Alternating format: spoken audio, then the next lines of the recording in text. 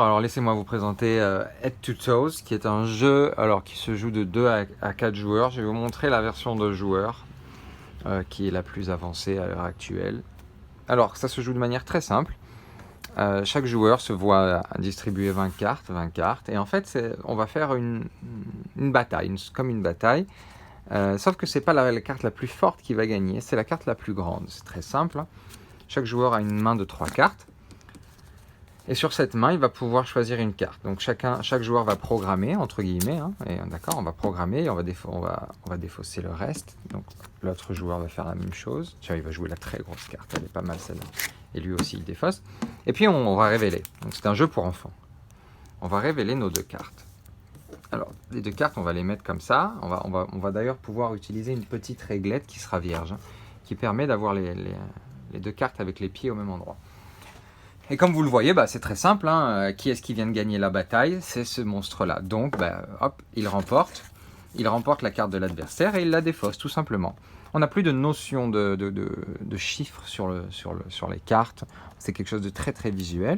Chaque joueur reprend des cartes. Et puis cette fois-ci, j'ai bien de la chance, je vais prendre celle-là, parce que je vais tenter de remporter quelque chose. Et l'autre joueur, disons qu'il joue celle-ci. Voilà. Ça me permet de vous expliquer le petit twist du jeu qui permet aux enfants de tenter des choses et de prendre des petits risques.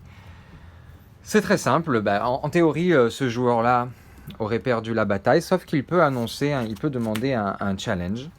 Et qu'est-ce que c'est un challenge? Dans un challenge, chaque joueur va prendre la première carte de sa pioche.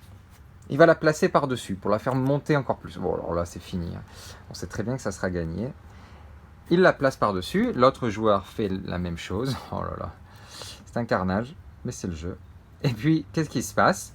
On regarde. Ici, le joueur qui a demandé le challenge est encore battu. Évidemment, il est encore battu et de loin. Donc, il perd les 2 cartes qu'il avait jouées. Dans le cas où le joueur qui demande le challenge, alors on va en faire une petite situation. Hop, le joueur qui demande le challenge. Voilà, hop, on va faire ici. Dans le cas où le joueur qui demande le challenge remporte le challenge, c'est-à-dire que il met une carte et l'autre joueur met une carte qui est plus petite, par exemple, comme ça. Voilà, hop, on est d'accord. Alors on le voit pas bien à la caméra, mais on le voit très bien en vrai. Dans le cas où le joueur... c'est vrai qu'on ne voit pas bien à la caméra. Bon, c'est pas grave, c'est pas grave. Dans le cas où le joueur qui remporte le challenge... Voilà. Dans le cas où le joueur qui demande le challenge finit par le remporter sur la 2e carte, qu'est-ce qui se passe? Alors, il ne va pas gagner la manche parce que ça ne serait pas du tout équilibré. En tout cas, il va l'annuler. Donc, ça veut dire que ces 2 cartes-là ne sont pas perdues. Il a réussi à sauver celle-ci. Il les défausse. Et le joueur qui a perdu le challenge mais qui avait gagné la première partie les défausse aussi. C'est juste un status quo. Voilà, le jeu se joue de manière très simple. Il suffit de remporter les cartes de l'adversaire pour gagner la partie. C'est tout pour le moment et on verra un peu plus tard lors du Festival de Cannes pour les autres modes de jeu. Merci, au revoir.